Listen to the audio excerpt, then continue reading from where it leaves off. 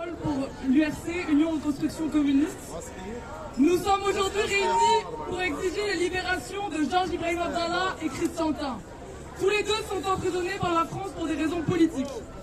C'est en raison de leur engagement anticolonial que l'État français les garde en prison dans des conditions particulièrement cruelles. Georges est libérable depuis 1999 et Chris Santin est déporté dans une prison à Mulhouse, à des milliers de kilomètres de chez lui. Voilà la République française, pseudo-patrie des droits de l'homme et de la démocratie. Une puissance impérialiste qui, lorsque ses intérêts coloniaux sont en danger, montre ce qu'elle est, une dictature bourgeoise.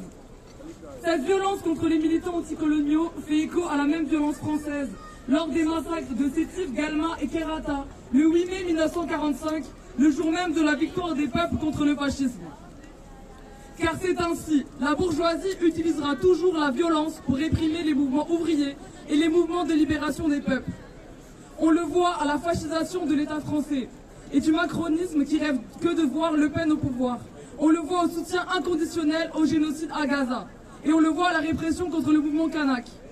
C'est le même désir de faire payer au peuple leur profit par une politique d'austérité scandaleuse qui pousse la bourgeoisie à la provocation avec l'Algérie, à la répression des militants pro-palestiniens et à la guerre en Ukraine.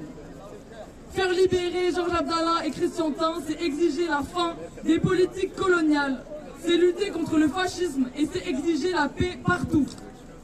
Nous sommes réunis aujourd'hui, soyons nombreux le 1er mai avec ce mot d'ordre, la paix et la fin des politiques d'austérité.